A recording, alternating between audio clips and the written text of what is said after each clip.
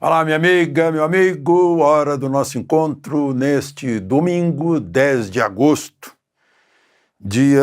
chamam de Dia dos Pais, né? Eu preferiria que fosse Dia do Pai, porque pais é pai e mãe, né? Quem são seus pais? Meu pai é o João e Maria, né? Dia do Pai. Eu quero homenagear aqui os pais que realmente educam e ensinam. Aquele pai que... Eu tive um pai assim, não conversava muito, mas dava bons exemplos de trabalho, de altruísmo, de ser sempre prestativo com todos, né? Sobretudo, porque me ensinou, me deu o microfone aos 6, 7 anos de idade. Bom, no sábado se festejou na Europa uma das 3 padroeiras da Europa, Santa Teresa Benedita da Cruz. Olha só que história interessante, né? Ela nasceu na Polônia, numa família judaica. Família rica, pelo que eu vi a foto da casa em que ela nasceu. Se tornou estudante de filosofia, uma super filósofa, procurando a verdade. Aí leu a biografia de Santa Teresa de Ávila e disse, puxa, descobri a verdade. Virou carmelita, entrou no convento carmelita descalça, né? E aí começou a perseguição aos judeus. Ela era de família judaica, tinha se convertido, foi batizada, crismada, claro, antes de entrar no convento. Foi abrigada com a irmã dela, Rosa, num convento da Holanda para fugir dos nazistas que tinham ocupado a Polônia, mas lá foi presa, levada para Auschwitz, e numa câmara de gás, em 9 de agosto de 1942, ela e a irmã Rosa foram mortas pelos nazistas. Fica aqui a história, porque a gente vê essas coisas se repetindo ao redor do mundo.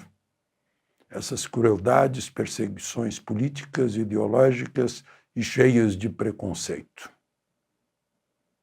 Bom, vamos então aos assuntos de hoje e do fim de semana. Não se esqueça, lembre-se de se inscrever e ao final de deixar o gostei ou não gostei.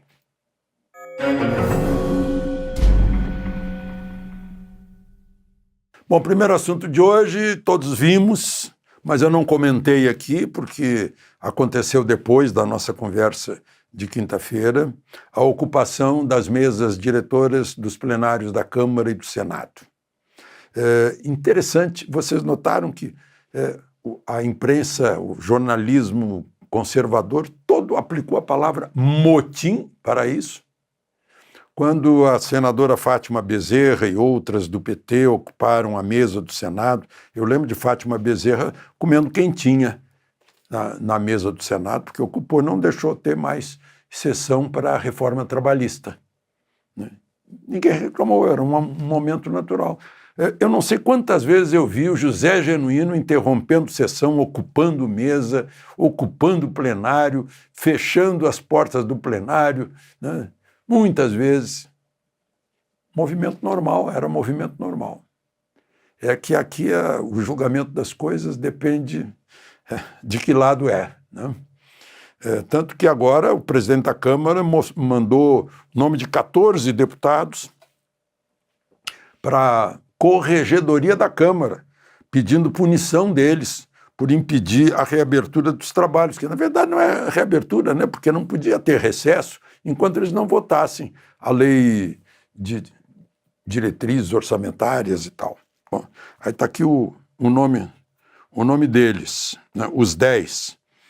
Marcos Polon, Zé Trovão, Júlia Zanata, Marcel von Hatten, Paulo Bilinski, Sóstenes Cavalcante, que foi o porta-voz, o grande porta-voz, ele é líder do PL, Nicolas Ferreira, Zucco, Alain Garcês, Caroline Detone, Marco Feliciano, Bia Kisses, que é a minha representante lá dentro, Domingos Sávio e Carlos Jordi.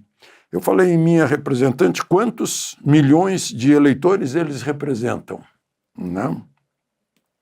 Não está lá a deputada de Mato Grosso do Sul, do PT, Camila Jara, que teria dado um soco no estômago do Nicolas Ferreira a ponto de ele cair. Não está lá. Aí eu fico pensando, quem mandou isso foi o presidente da Câmara, Hugo Mota. Quando ele levantou aquela Constituição, imitando o gesto do Dr. Ulisses, eu confesso que acreditei, cometi o pecado mortal da ingenuidade. Para um jornalista não pode ser ingênuo. Eu acreditei. Mas depois vi que, pelas ações dele, aquilo foi falso, foi hipócrita. Ele jurou cumprir a Constituição, mas não faz cumprir a Constituição. Não se rebela quando o outro poder, no caso o Supremo, não cumpre a Constituição de que é guarda. E lá tem um projeto de lei de anistia com 274 assinaturas. E a coisa não está andando. Lá no Senado, segundo o Marcos Rogério, não são 41 assinaturas, mais da metade. Seriam 47, porque há senadores que estão de licença, vão voltar, mas aderiram também, e o suplente aderiu também, que na verdade tem 47. Quantos esses 47 senadores, esses 274 deputados representam? Quantos milhões de brasileiros? Eu acho que essas pessoas têm que pensar no eleitor, no cidadão, no pagador de impostos que estão representados lá dentro. Não é o Marcos Rogério, não é o Nicolas Ferreira, são os milhões que eles representam. Isso é democracia, minha gente. Eles não são nossos patrões, nós é que somos os patrões. A Bia Kicis é minha mandatária, eu sou mandante. Na sexta-feira eu encontrei com o deputado local aqui, o Thiago Manzoni, que é o meu representante aqui. Ele veio me perguntar se a ação dele está de acordo com o que eu esperava ao votar nele. É assim que as coisas funcionam. Bom, uma outra questão. Sim, o Trump vai se encontrar com o Putin no Alasca, que já foi Rússia, Os americanos compraram o Alasca da Rússia. E está ali no meio do caminho, com todo esse significado histórico. Vão se encontrar lá para falar sobre Ucrânia. Antes disso, o Putin ligou para falar com o Xi Jinping, para falar com o indiano, digamos, dentro do BRICS, mas não falou em primeiro lugar com o presidente do BRICS, que é Lula. Falou no dia seguinte, falou ontem. E eu vi que a interpretação da fala foi uma coisa... Não, o Putin quis dar satisfação ao pessoal do BRICS, das conversas que haveria lá. Aí eu penso sobre o BRICS, O que está valendo o BRICS? Eu vi aqui um editorial do Estadão, perguntando o que é o BRICS, O BRICS é uma miragem, diz o editorial do Estadão de sábado. A reação nula à ofensiva tarifária de Trump rasga a fantasia de Lula a respeito do BRICS, que em seu primeiro grande teste como bloco econômico mostrou que na prática é cada um por si. Tem uma outra do Estadão aqui, precisamos dar nome aos bois. O Brasil ainda não é uma ditadura clássica porque mantém alguns ritos democráticos institucionais, mas tampouco é uma democracia substancial. São dois diretores do Instituto Civis. Estão constatando o óbvio. Aí eu vejo aqui o óbvio também. Eu não mostrei para vocês, porque essa nota, carta da OAB ao país. Olha só, a OAB se pronuncia ao país. Ficou calada até agora. E a gente sabe por que ficou calada. O ex-presidente da OAB lá no Rio, hoje é secretário de governo do Eduardo Paes, na prefeitura, disse que Bolsonaro deveria receber um tiro na nuca, né? Esse é o presidente da OAB. Agora, a OAB atual resolve acordar. Deve ter sido o vento norte da Magnitsky, né? Ficou dormindo o tempo todo, descumprindo os seus deveres. Está lá no artigo 133 da Constituição, quando fala dos advogados, né? E eu almocei com André Marcília na sexta-feira, e depois à noite ele esclareceu, sim, a OAB tem mais responsabilidade que um advogado individualmente, porque ela engloba o interesse dos advogados na defesa da ordem constitucional, da Constituição, das instituições, do devido processo legal, e ficou calada desde o primeiro dia, quando foi instituído há 6 anos, aquele inquérito do fim do mundo sem Ministério Público, que contraria 2 artigos da Constituição, 127 e 129, né?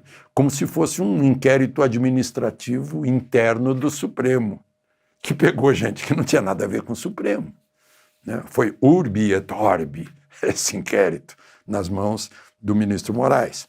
Mas aí a OAB diz assim: a ordem tem agido incansavelmente para reverter decisões que venham a ferir tais garantias. Tem atuado incansavelmente? Vocês, advogados que me ouvem, que têm dito para mim que a OAB acabou, concordam com isso? Aí diz assim: independentemente do viés ideológico dos assistidos. Ela tem que dar essa satisfação que é independentemente do viés ideológico, isso é óbvio. Isso deveria fazer parte da natureza da OAB, não é da circunstância, não é? E depois diz assim, olha só, a Ordem dos Advogados conclama todos os integrantes dos poderes da República, Executivo, Legislativo, Judiciário e todas as lideranças políticas e civis do país a firmarem um pacto pela pacificação do país. Será que acham que estão no DCE, no centro acadêmico? Acho que é simples assim. Em absoluto respeito à soberania pátria, ao devido processo legal e às normas constitucionais e legais, ao judiciário e a todas as instituições políticas. Eles antes disso, né, eles dizem que é preciso obedecer e tal à Constituição. A ordem seguirá independente e crítica, ativa e propositiva. Seguirá como? Se não veio seguindo até agora. E reafirma, somos agentes da legalidade. Nossa missão é proteger o Estado democrático de direito e o país contra quem quer que seja. Nossa bandeira é a Constituição, óbvio. Nosso lado é o Brasil. Sim, conselheiro Acácio, óbvio. Digam as coisas especificamente, sem medo. Ou era, claro, tá isso. Diretoria do Conselho Federal da OAB e Colégio de Presidentes dos Conselhos Seccionais da OAB. Tinha que juntar todo mundo, então, para agradar todo mundo, saiu isso aqui.